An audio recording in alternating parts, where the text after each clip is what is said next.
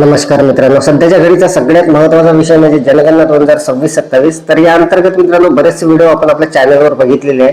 तर मित्रांनो, जनगणना 2026-27 करता जर आपलं कर्तव्य असेल तर आपल्याला बऱ्याचशा गोष्टी कराव्या लागणार आहे, बरीचशी पूर्वतयारी करावी लागणार आहे. तर प्रत्येक गोष्टी मित्रांनो आपल्याला प्रशिक्षणामध्ये सांगण्यात येणार नाही, काही गोष्टी आपल्याला स्वतः लेवलवर कराव्या लागणार आहे. जसं मित्रांनो, आपल्याला याच्या पूर्वतयारी म्हणून आपल्याला गावामध्ये काही नोटीस किंवा सूचना लावाव्या लागणार आहे. ती कशा पद्धतीची असणार आहे, कोणती सूचना आपल्याला तिथे गावामध्ये लावायची आहे, याची संपूर्ण सविस्तर माहिती मी आपल्याला या व्हिडिओमध्ये देणार आहे.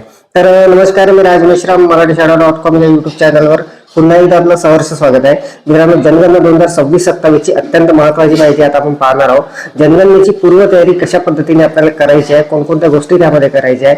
त्यामध्ये एक महत्त्वाची गोष्ट म्हणजे मित्रांनो, आपल्याला गावामध्ये सूचना किंवा नोटीस पत्र लावायचं आहे आणि ते कशा पद्धतीचं असणार आहे याची माहिती मी देणार आहे. तर अत्यंत महत्त्वाचा व्हिडिओ होणार आहे, त्यामुळे व्हिडिओला स्किप न करता पूर्ण बघा. चॅनलवर जर नवीन असाल तर चॅनलला सबस्क्राईब करायला विसरू नका आणि व्हिडिओ जर आवडला तर व्हिडिओला लाईक व शेअर करा. चला तर मग सुरू करूया.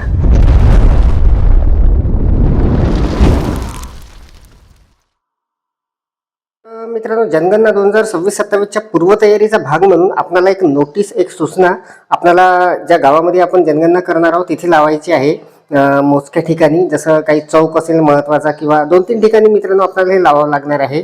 त्यामुळे आपल्याला जनगणना करताना काही मदत होणार आहे.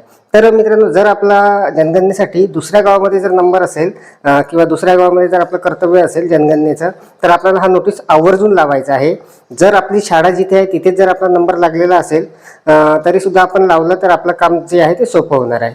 तर नेमका मित्रांनो, आपल्याला हा जो नोटीस असणार आहे कशा पद्धतीचा असणार आहे, मी कशा पद्धतीने तयार केलेला आहे हे मी आपल्याला दाखवणार आहे. आपल्याला एक आयडिया येणार आहे. तर बघा, नोटीस सूचना अशा पद्धतीने मी इथे लिहून घेतलेला आहे. सर्व ग्रामवासी पावी मोरांडा. जसं मित्रांनो, माझी जी शाळा आहे पावी मोरांडा, तिथेच मला जनगणनेचं कर्तव्य आहे, तरी सुद्धा मी हा नोटीस जे आहे तिथे लावणार आहे.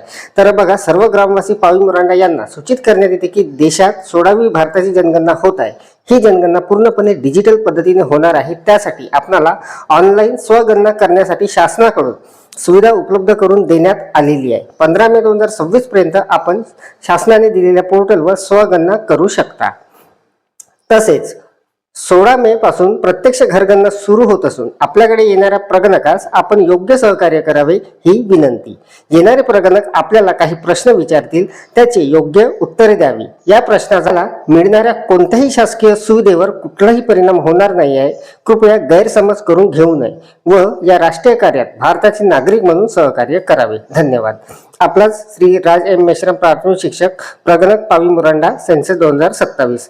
तर मित्रांनो, हा जो हे जी सूचना असणार आहे किंवा हा जो नोटीस असणार आहे हे लावण्यामागचं कारण हे आहे, कारण मित्रांनो आपली भारताची जी लोकसंख्या आहे त्यामध्ये जवळपास 70 ते 80% जे लोकसंख्या आहे ते खेड्यामधली आहे. आणि आपल्याला खेड्यावर ही जनगणना करताना जी अडचण येणार आहे किंवा जे काही गैरसमज होणार आहे, कारण मित्रांनो स्तरावर बऱ्याचशा या योजना ज्या आहे, शासकीय योजना, जसं तो मित्रांनो स्वस्त धान्य असेल किंवा LPG सिलेंडर असेल किंवा इतर काही योजना असतील, ग्रामीण भागातील लोकांना मिळत असतात. आणि आपण या जनगणनेदरम्यान त्यांना जे प्रश्न विचारणार आहोत त्या प्रश्नाअंतर्गत त्यांचा गैरसमज असा होऊ शकते की त्यांच्या ज्या योजना आहेत त्या बंद होतील कदाचित, असं त्यांना वाटू शकते.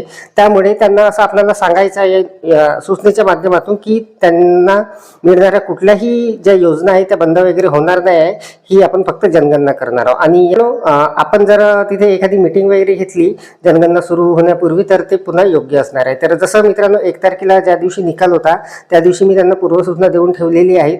आणि आता मी हा जो नोटीस आहे हा पूर्ण गावामध्ये 4 ते 5 ठिकाणी लावणार आहे. जे मुख्य चौक आहे तिथे हा नोटीस लावणार आहे, जेणेकरून तेथील लोकांना मित्रांनो एक आयडिया येणार आहे की काहीतरी बाबा जनगणना होणार आहे आणि आपल्याकडे कोणीतरी कर्मचारी येणार आहे आणि आपल्याला काही माहिती वगैरे तिथे सांगायची आहे. तर मित्रांनो, अशा पद्धतीने आपल्याला जनगणना 2026-27 अंतर्गत पूर्वतयारी म्हणून अशा पद्धतीचा नोटीस जे आहे जिथे आपलं कर्तव्य असणार आहे जनगणनेचा, तिथे आपल्याला हा लावायचा आहे. तर मित्रांनो, पूर्वतयारी म्हणून हा जो नोटीस आहे हा आपल्याला कशा पद्धतीचा वाटला, योग्य आहे की अयोग्य आहे, हे सुद्धा मला कॉमेंट सेक्शनमध्ये सांगा. मित्रांनो, या नोटीसची PDF लिंक या व्हिडिओच्या डिस्क्रिप्शनमध्ये देत आहे. जर आपल्याला आवडला तर आपण अशा पद्धतीचा नोटीस तयार करून आपलं जिथे कर्तव्य आहे तिथे आपण हा लावू शकता. तर व्हिडिओ जर आवडलेला असेल तर व्हिडिओला लाईक करा, शेअर करा आणि माझ्या मराठीशाळा.com या YouTube चॅनलवर जर नवीन असाल तर चॅनलला सबस्क्राईब करायला विसरू नका. पुन्हा भेटू असं एका नवीन माहितीसह, नवीन अपडेटसह. तोपर्यंत धन्यवाद.